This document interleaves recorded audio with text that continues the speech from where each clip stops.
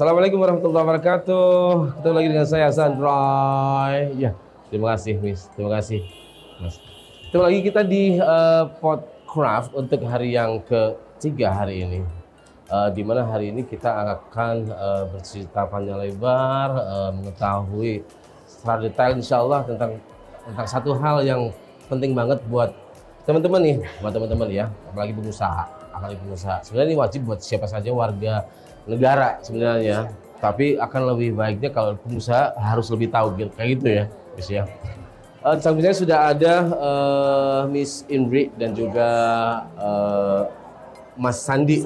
Ya, beliau berdua dari Kanwil Direktorat Jenderal Pajak wilayah Jakarta Selatan 2, yang kita akan langsung tanya kepada beliau berdua. Sebenarnya apa sih pentingnya pajak? Yang paling pertama lagi, pajak sebenarnya apa sih, Miss? Boleh kasih tahu ke kita, Miss? Ya, Assalamualaikum warahmatullahi wabarakatuh. Selamat sore para pengusaha UKM yang bergabung di Inacraft yang ada di sini. Kemudian yang mungkin menonton Podcraft ini ya. Jadi perkenalkan, saya Indri Astuti, kebetulan saya membawai Humas dari Kanwil DJP Jakarta Selatan 2. Saya dibantu oleh seorang fungsional penyuluh pajak. Jadi ini benar-benar penyuluh pajak. Kami hadir di tengah masyarakat di Inacraft ini untuk menyampaikan beberapa hal. Jadi kalau ditanya pajak itu apa sih gitu ya? What is pajak? What is pajak tax? Orang tuh langsung alah kok hidup berpajak gitu ya. Iya. Mungkin hidup ini tidak akan dipajaki hanya ke toilet dan ada pajaknya, toilet ada 2.000 dong ya. Itu biaya kebersihan.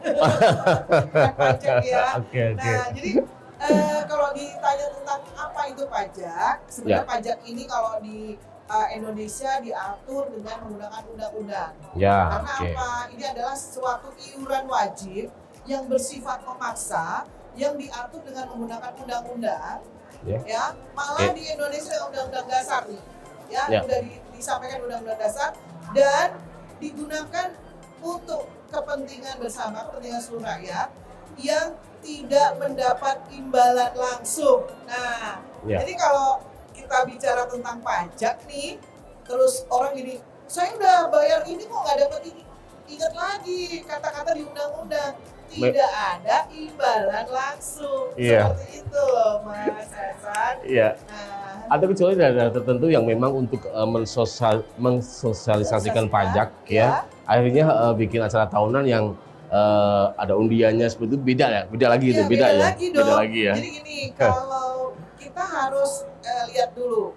Jadi kalau di pajak ini mungkin ada juga kemarin yang menyampaikan bahwa gini, saya kalau lapor pajak lebih dulu dapat pengurangan gitu ya. Itu saya dengar seperti itu. Terus ada lagi yang mendapat undian, itu hadiah. Ya seperti yang saya bilang ya. Gitu.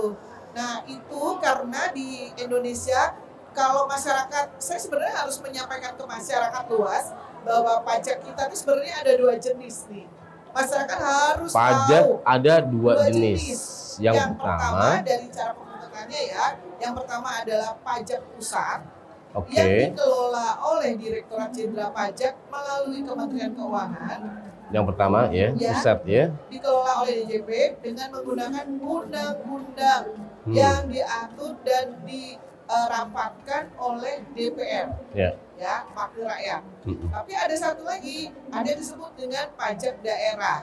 Itu dikelola oleh pemerintah daerah atau pemerintah kota yang diatur dengan menggunakan undang-undang daerah, peraturan daerah yang dibahas menggunakan orang-orang yang ada di DPRD, berbeda. Gitu. Nah, kalau Mas Hasan ingin tahu nih pajak daerah dan pajak pusat itu seperti apa gitu ya. Ini contohnya nih, kalau pajak daerah itu kalau kita makan di restoran, ada pajak restoran. Lalu kalau kita kemudian nonton konser nonton konser, pajak hiburan. Kalau lagi kita pergi acep-acep, itu ada pajaknya lagi, pajak daerah. Itu daerah ya. Kemudian bayar pajak kendaraan bermotor. Daerah juga? Daerah juga itu. Termasuk termasuk PBB, pajak bumi dan bangunan. Terus yang pusat yang mana? Nah, jadi teman-teman masyarakat luas, kalau saya sebutnya kawan pajak, Ya. harus Kawan tahu, pajak ya. kawan pajak, karena itu kawan kami gitu ya. Nah, jadi itu pajaknya Kalau sebelumnya ada. saya dengarnya wajib pajak ya. Ya. Secara hukum wajib pajak. Secara hukum wajib pajak, tapi kalau kami menyapa Kawan pajak. kawan pajak kalau Siap. menyapa yang hadir di sini termasuk kawan biar pajak. lebih ini ya. Betul. Oke. Nah, jadi kalau pajak pusat itu hanya terdiri dari pajak penghasilan (PPH), pajak pertambahan nilai, kemudian pajak penjualan barang mewah, dan ada beberapa pajak yang lain. Tapi jelas berbeda sekali dalam cara pemungutannya, pengelolaannya, maupun cara perhitungannya. Jadi kalau di kami mengenal yang disebut dengan self-assessment. Jadi yang menentukan kita, bukan pemerintah. Wajib pajaknya, si kawan pajaknya ya. Oke. Mungkin Mas Andi mau nambahin, boleh? Silakan Mas Andi kalau ada yang mau tambahin. Oke, saya tambahkan ya terkait pajak pusat, pajak daerah tadi kan sudah dijelasin ya, udah cukup banyak lah ininya contohnya. Cuman lebih ke manfaat pajak itu sendiri sebenarnya buat kita tuh apa sih? Betul, itu yang paling penting tuh ya. Kenapa kita harus bayar pajak? Kita harus bayar pajak gitu loh. Terus manfaatnya, pentingnya apa sih? Iya. Jadi manfaatnya banyak ya Bapak Ibu dan kawan pajak semua. Untuk manfaat dari pajak sendiri adalah untuk mendanai belanja negara sebagaimana diatur dalam APBN. Nah, lebih gampangnya kita lewat jalan mau ke Inakraf ini. Jalannya yang bangun siapa? Pemerintah. Bisa halus seperti itu tuh. Yang bangun siapa? pemerintah. Melalui dananya pajak. Kalau itu kan kita bicaranya udah global. Kalau kita bicaranya yang lebih mikro sebenarnya banyak sih. Jadi kayak misalnya insentif nih. Insentif apa nih? Insentif yang dari pajak nih. Jadi gini, kalau misalnya nih, kalau kita beli gas melon, yang tanpa insentif 3 kilo, itu harganya bisa mungkin 4 kali lipat dari yang ada di pasaran. Itu salah satu insentifnya. Itu yang pertama. Lalu yang kedua, insentifnya itu dilakukan untuk sekolah-sekolah SD, SMA bebas biaya. Yang negeri ya? Ya di negeri, karena ada dana BOS. Itu salah satu insentif. Lalu yang ketiga ada lagi pemberian kartu-kartu jaminan. Nah, kesehatan, kemudian pendidikan, banyak lah. Itu semua insentif dari pajak. Seperti itu. Bensin pun nih, sering ada tuh bensin subsidi. Nah, subsidi itu pun dari pajak. Karena 86% APBN kita dibiayai dari pajak. Wah, luar biasa. Wow. Kalau dengar cerita Miss Indri sama Mas Sandi yang sedemikian detailnya, akhirnya berarti penting dan perlu dan wajib banget buat kita untuk membayar pajak ya. Makanya kita selalu mencoba untuk yuk kita tingkatkan awareness kita loh, kepedulian kita. Karena berarti negara ini nggak ada yang biayai kecuali kita gitu. Iya. Berarti bisa gini ya, Miss, selama masyarakat kita semakin sejahtera, selama semakin kreatif dan akhirnya usaha bisa berkembang di setiap masyarakat kita, baik tingkat keluarga, kecamatan sampai akhirnya tingkat nasional, akhirnya berarti ngefek pajaknya tambah dapatnya gede ya, karena usahanya gede ya kan. Balik lagi ke kita lagi gitu ya. Jadi semakin maju sebuah negara, pasti pajaknya semakin, maksudnya penerimaan pajak makin besar. Karena apa? Karena pendapatnya gede. Karena pendapatannya gitu. Seperti itu Mas Hasan. Jadi memang kenapa kita kok kayak kenapa sih harus bayar pajak? Kenapa sih ini gitu kan? Yang jadi pertanyaannya kayak gitu. Iya. Nah sekarang yang jadi pertanyaan berikutnya, gimana sih caranya pemerintah tahu kita harus ngebayar pajaknya berapa? Per tahun ya? Iya, per tahunnya gimana? Iya. Cara pemerintah tahu jumlah pajak itu adalah dengan tadi self assessment dalam bentuk SPT tahunan. Nah, SPT tahunan. iya. Surat Surat pemberitahuan pemberitahuan tahun. pajak. Berarti si kawan pajak ini datang ke kantor atau dia lewat internet ya? Oke, Website jadi ya? saya jelaskan Oke, terkait dapat formnya maksudnya. iya. Gimana sih cara lapor SPT tahunan? Sebenarnya ada dua cara, Mas Hasan. Dua ya, kayak Dua. tadi nih pajak ada dua, ini cara laporan juga ada dua Ada nih. dua. Oke. Iya. Yang pertama manual. Hmm. Dari kata manual aja kita udah tahu bahwa kita harus mengisi formulir di sini. Ya. Formulir ya. Seperti paper like this ya. Paper, Dan ada betul. pertanyaan-pertanyaannya ya. Kita Oke. tulis, oh saya dapat penghasilan sekian. Ya. Oh PTKP saya sekian. Nanti saya akan singgung lebih lanjut ya PTKP ya. Oh pajak saya sekian. Ya. Nah self assessment ini wajib pajak mendeklar sendiri. Oke, siap. Penghasilan saya sekian dan kita percaya dari pemerintah ini kita percaya berdasarkan sistem self assessment. Ya.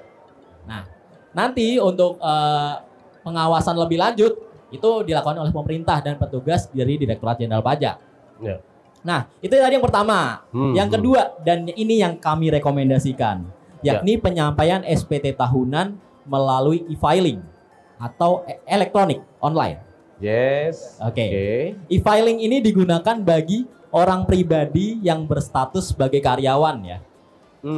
Kalau karyawan lapornya pakai e-filing. Oke. Kalau usaha gimana? Usaha lapornya pakai e-form. Sama, itu sama-sama elektronik ya. E-form dan e-filing sama-sama elektronik, dilaporkan di djponline.pajak.go.id. Saya ulangi ya, djponline.pajak.go.id. Nah, disitulah kita bisa mendeklar penghasilan kita baik dari karyawan maupun dari usaha. Gitu, Mas. Oke. Jadi seperti itu, Mas. Jadi Oke, Miss.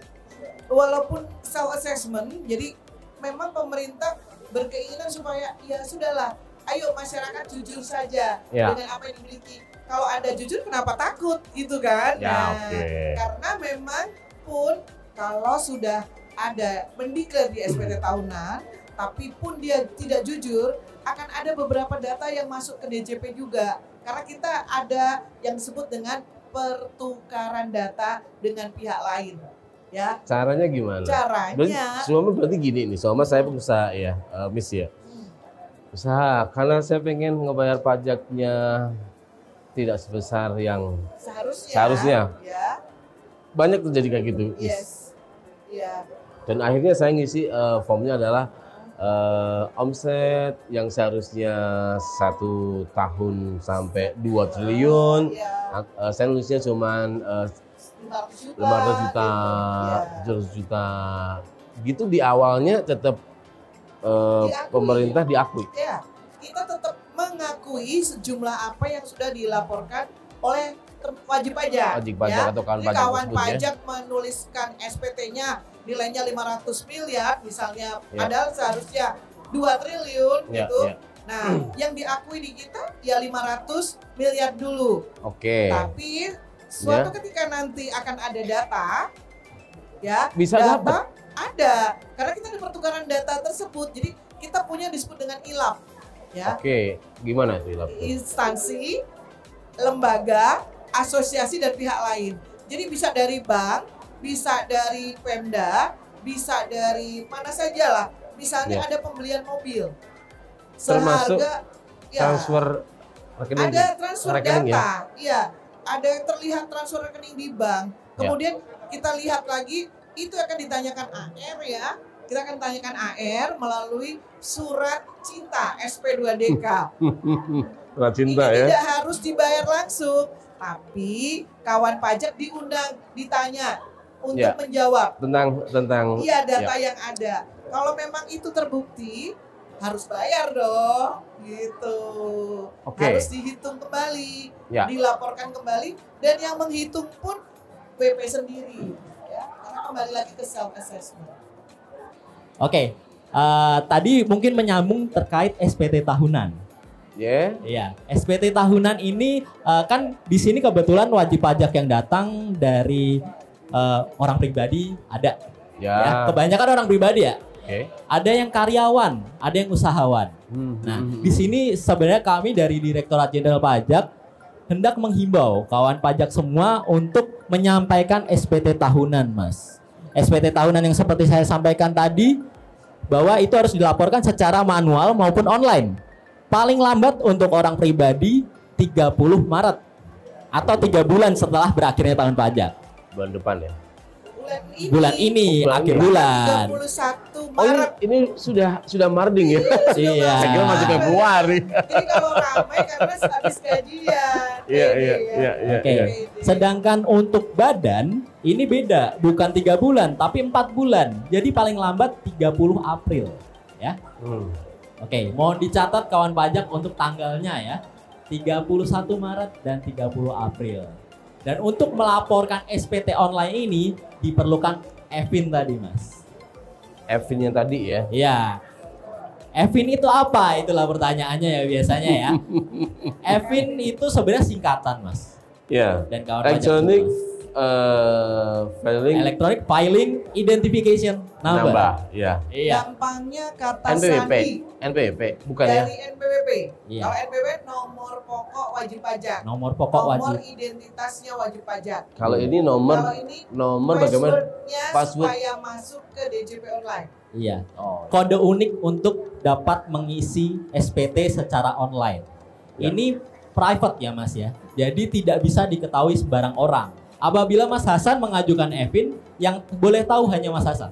Karena yang bisa buka nanti Mas Hasan untuk DJP online-nya. Jadi di sana tuh ada account. Jadi Mas Hasan nanti tinggal buka DJP online menggunakan nomor NPWP-nya, menggunakan nomor EVIN-nya dengan password yang dibikin sendiri. Nanti di situ muncul ada profilnya, Betul.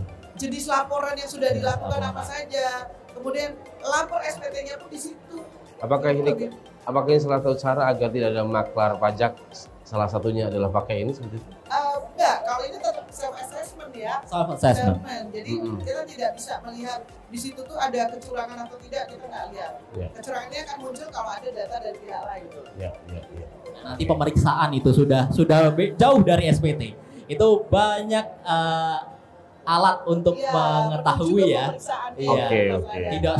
Tidak semata-mata yang di SPT akan langsung diperiksa. Wah, serem banget Mas kalau kayak gitu. Ya.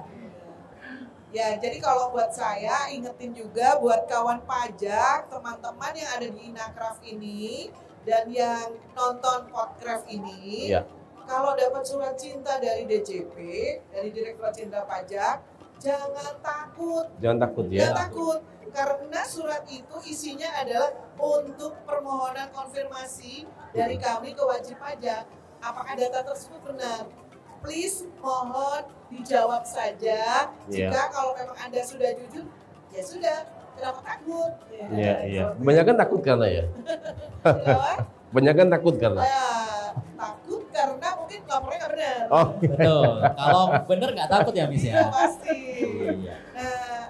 Jadi banyak hal, Mas Hasan. Oke. Selanjutnya kita mau tanya siapa tahu wakili teman-teman ya. Mulai kita punya kekayaan berapa kita harus bayar pajak penghasilan ya. Jadi mungkin saya jelaskan bahwa tidak semua penghasilan kawan pajak ini dipotong pajak. Ada yang namanya penghasilan tidak kena pajak. PTKP. Biasa disingkat PTKP. Penghasilan tidak kena pajak. Nah, dari PTKP atau penghasilan tidak kena pajak itu saya udah ketahuan ya, Mas ya. Bahwa ada bagian penghasilan yang tidak dikenakan pajak. Oke. Saya mulai dari orang pribadi, kawan pajak. Dan jadi penasaran nih. Jangan-jangan saya nggak kena pajak semua nih. Masuk nggak nih? Tapi orang pribadi kalau habis nge-shoot kena ya.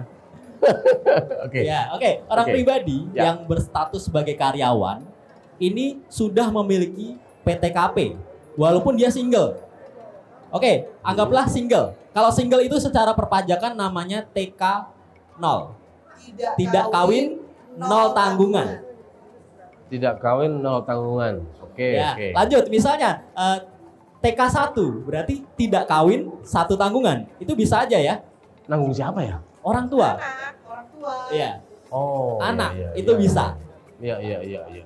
Lanjut, ada K0, kawin 0 tanggungan. Bisa. Ada. Seperti bisa. itu. Dia kawin nggak nanggung siapa-siapa bisa. Loh, Bisa. Kalau misalnya dia menikah tapi tidak punya anak kan berarti kawin 0. Iya, pengantin baru Mas. Nah, Pengantin Oke, baru kan oke. belum ada tanggungan. istrinya. Loh, istrinya nanti tertanggung Iya. dia sendiri. Oh, Oke. punya sendiri ya. Ini Ada. secara personal Iya. pribadi ya. Oke, oke, tadi oke. macam-macam PTKP. Sekarang kita ke PTKP itu berapa? Ya. Buat yang single TK0, PTKP itu 54 juta. Nah, setahun. Ya. Kalau penghasilan Mas Hasan masih di bawah 54 juta setahun, ini tidak kena pajak atau nol pajak. Setahun kelihatan dari rekening. Ya, dan Iya. bukan dari rekening, dari gaji. Dari gaji. Gaji. Dari Gaji penghasilan. yang diterima. Kan Dari- ada lembaran gaji, slip gaji itu yang suka Oke. diserahin ke istri itu. Nah, di Ya. situ ada kelihatan penghasilan bruto, penghasilan bersih. Ya. Nah, Oke. TKP-nya 54 juta, berarti itu single. Kalau sudah Iya, punya iya. istri beda lagi, tambah lagi. Status kawin, status istri. Slip gaji ya. Nah, Oke. kalau sama istri berapa tadi? Oke, ternyata Mas Hasan sudah punya istri. Ya. Oh, berarti bukan TK0 lagi, tapi K0. Maka nambah lagi PTKP-nya 4,5 juta. Jadi total PTKP-nya 58.500.000. Itu yang tidak kena pajak. Hmm. Tuh. Oke. Nanti nambah 1 tanggungan lagi, nambah 4,5 juta lagi. Nambah 2 anak, nambah lagi 4,5 lagi. Maksimal 3 tanggungan. Jadi maksimal adalah K3 yang nilainya adalah 72 juta. Itu tidak kena pajak setahun. Nah, kalau misalnya penghasilannya sudah 100 juta, nggak semuanya dihitung dikenakan pajak 5%, enggak. Dipotong dulu Sebentar, 78. sebentar, Miss. Oke, boleh, boleh. 100 juta, 75 juta itu pendapatan ya, Iya. bukan uang saldo ngendap ya. Oh, enggak, bukan. Bukan saldo ngendap kan? Bukan. Kalau Pendapatan ya. pendapatan setahun. Jadi sama dia, berarti itu sama dia per bulan atau per minggu gajiannya berapa dikalikan 1 tahun berapa, Iya, jadinya betul, iya. jadinya jatuhlah angka berapa Iya, gajinya. dikurangi PTKP lagi. Iya betul. Akhirnya dia wajib bayar pajak apa enggak kayak Iya, gitu. betul. Dikalikan 5% kalau di bawah 50 juta. Oke. Kecil. Berapa persen? 5%. 5% untuk tarif pertama. Berikutnya ada nanti kalau ternyata lebih dari 60 juta itu kena lagi tarif yang kedua 15%. Tarif ketiga. Makin tinggi Iya. penghasilan, Pajaknya makin gede. Iya. Tarif yang dibayarkannya. Jadi sudah cukup adil ya. Kalau penghasilannya besar ya tarifnya cukup besar. Fair dong ya. Fair ya. Iya. Oke. Tadi terkait karyawan, Mas. Nah, sekarang kalau usaha itu tidak ada yang namanya PTKP. Ya, jadi tidak ada itu 54 juta. Ini si pengusahanya atau si perusahaannya nih? Orang pribadi Orang pribadi yang memiliki usaha. Orang pribadi yang memiliki usaha. Iya. berarti pengusaha ya. Pengusaha. Tapi saya pribadi ya, bukan Iya. perusahaan, belum perusahaan nih ya. Iya. Belum perusahaan ya.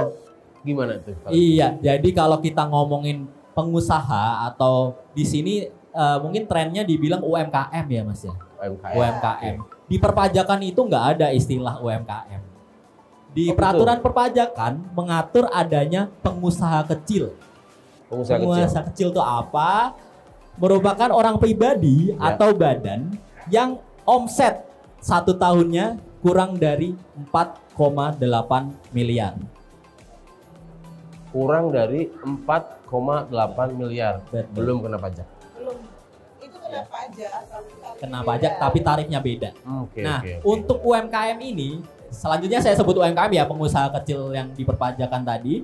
UMKM ini dipikirkan oleh pemerintah. Tentu pemerintah ingin UMKM semakin maju di Indonesia. Makanya pemerintah membuat aturan Ya. khusus terkait UMKM ini. UMKM. Ya. Ya. Ini kalau saya cerita historis Dengan- mungkin dari 2013 Mas Hasan. Oke. UMKM ini ada diatur di PP 46 tahun 2013. Ya, yang Ya. poinnya Yang poinnya adalah tarif PPH final untuk UMKM atau usahawan adalah 1% dikalikan dengan peredaran brutonya atau omset. Ini 2013 ya.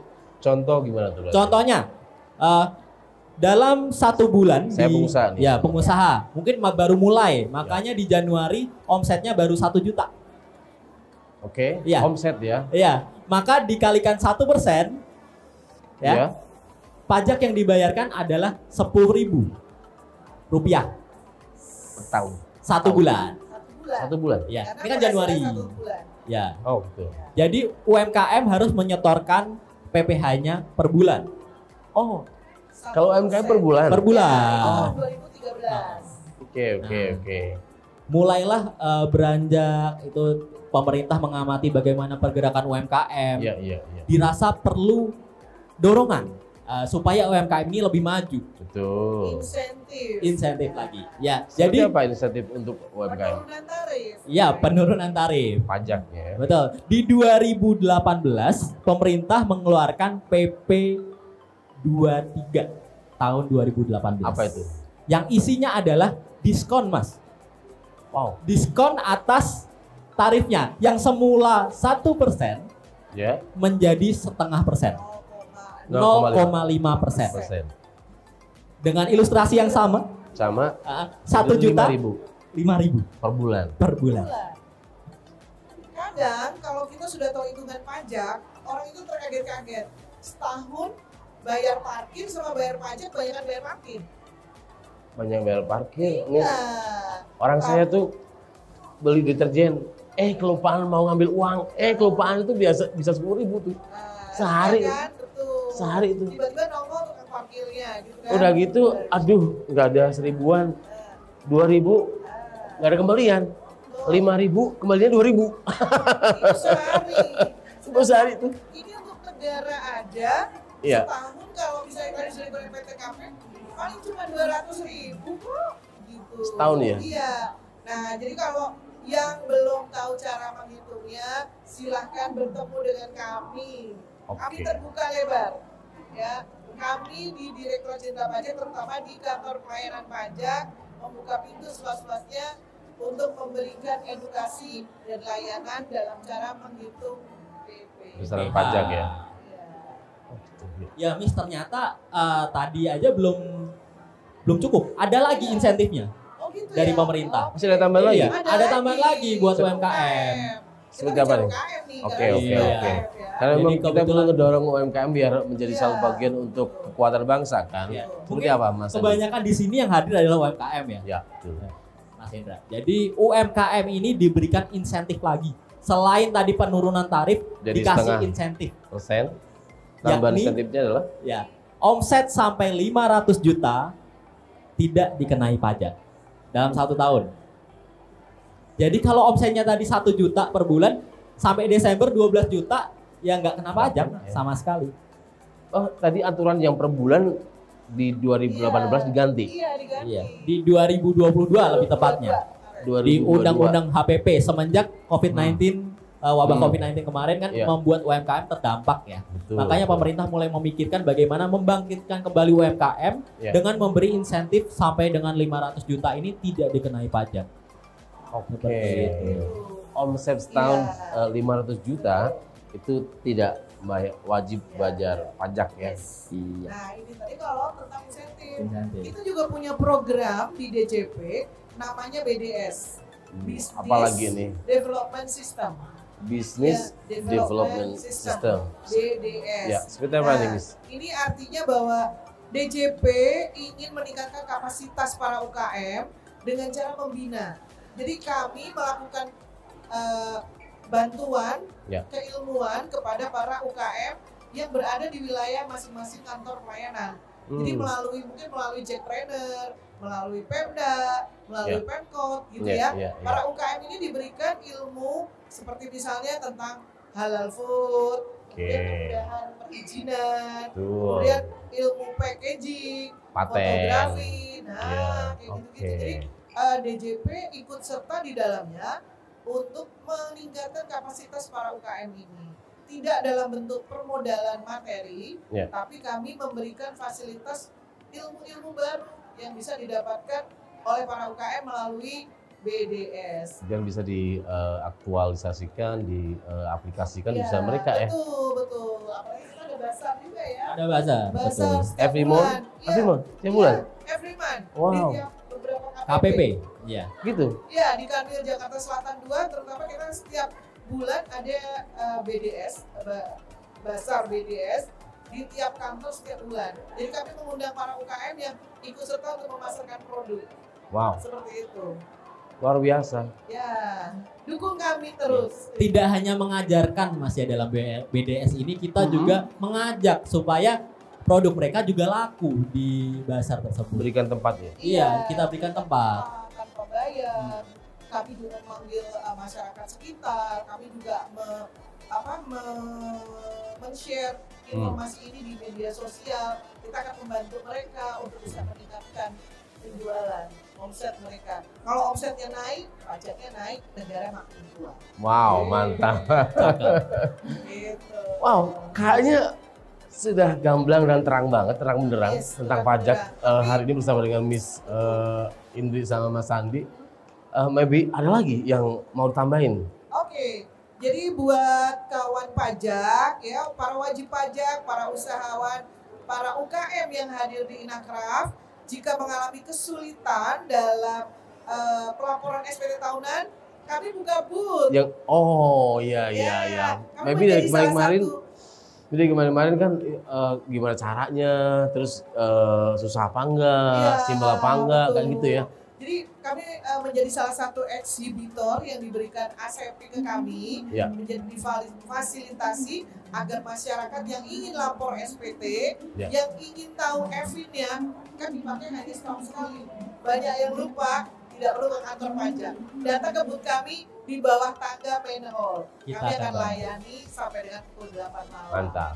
Dan tiap daerah pun ngebuka seperti yang Iya, seperti kita. di Jakarta ini ya. Booth ini kita buat di semua pusat keramaian, di mall, di kelurahan, di kecamatan, Betul. di kampus-kampus, dimanapun, kapanpun masyarakat membutuhkan informasi kita, tim dari penyuluh pajak siap hadir. Siap. membantu. Free of charge. Mantri pajak. Iya. Mantri pajak. Betul. Mas Andi, ada yang mau tambahin lagi Mas Andi? Oke, mungkin saya tambahkan terkait isu terhangat di What's that? 2023 Apa dan ini? 2024 ya. Apa ini? Jadi sudah gencar diumumkan dan diberitakan Mas Hasan Tentang bahwa pajak hiburan. Bukan. Oh bukan, ada lagi. Ada Apa ini? lagi. Boleh. NIK NIK. mulai 1 Juli 2024 akan diterapkan sebagai NPWP. Nah, aku seneng tuh kalau gitu. Nah, Aku udah zaman Cukup kemarin. satu kartu di cukup dompet, satu kartu. Aku mah kemarin. KTP aja. Iya, Udah jadi NPWP. malas ngurusnya buat. Iya, Kalau iya. gitu bagus itu. Iya. Iya. Kalau masih belum jelas, datang ke booth di bawah tangga main hall. Saya kira mau ngebahas yang pajak Pajak hiburan. Udah lewat ya. Udah, ya. tadi. Pajak hiburan yang tadi kita Iya, bahas udah lupa. ya. Nah, jadi lihat aja di dompet Mas Hasan ini. Sekarang ada berapa kartu? Selain kartu kredit ya Mas ya? Iya. Iya. Kartu ATM. Kartu BPJS, kartu NPWP, Iya. kartu KTP, Iya. SIM dan lain-lain. Iya, betul. Ini agak susah ya, merepotkan ya. Rebel kan nih di sini nih, Iya. bisa bawanya. Gitu. Rusak tulang belakang. Iya. Oke, jadi NIK menjadi NPWP ini merupakan sebuah kebijakan dari pemerintah untuk mendukung kebijakan satu identitas ya, satu Iya. data Indonesia di Single situ. identity number. Iya, supaya nanti kalau bisa segala pelayanan publik yang diberikan di Indonesia ini bisa menggunakan satu nomor. Ya, kan akan lebih baik dan simpel. Oh mantap. Pakai NIK aja. Jadi bagi kawan pajak yang mungkin sekarang nih belum memadankan NIK dan NPWP-nya, kita harapkan untuk segera memadankan NIK-nya menjadi NPWP paling lambat 30 Juni 2024. Oh gitu. Berarti yang sudah punya NPWP sebelumnya yang nggak sama nomornya dengan NIK Ya, disamain disamakan. sama ini ya. Iya, ada yang sifatnya otomatis karena dari Dukcapil ada persamaan data, itu otomatis NPWP yang dulu hangus ganti langsung ke NIK. Ya, tapi ada juga beberapa yang mengalami kendala karena memang ada banyak data-data yang tidak sesuai. Betul. Nah itu yang harus datang ke kantor dulu pajak. Belum kawin, sekarang sudah kawin. Dulu atau namanya ada gelar, Mas. Oh, ada gelar. Ya. Atau namanya Mas Hasan tapi pakainya S-nya 2. S-nya 1. Di sini NPWP 1, di NIK 2. Malah hanya 4. Hasan. Hasan. Nah, gitu ya. Itulah yang perlu dipadankan ke KPP. Kalau yang seperti itu ya, karena tidak sesuai dengan data Dukcapil, silakan datang ke KPP. Tapi bagi kawan pajak yang mungkin namanya sudah sama, tapi kok di DJP online-nya masih belum valid, belum pemadanan. Gimana caranya? Cukup masuk ke DJP online seperti tadi, djponline.pajak.go.id dan masuk nanti menggunakan NPWP dan password. Kalau lupa pakai EVIN tadi. Oke. Kemudian masuk ke menu profile. Setelah masuk ke menu profile, nanti kawan pajak dapat cek statusnya. Apakah valid? Terbukti mantiknya. Atau perlu pemuktahiran. Nah ya. Oke. Kalau misal masih perlu pemuktahiran, mohon diklik validasi terlebih dahulu sampai status di profilnya menjadi valid. Ya.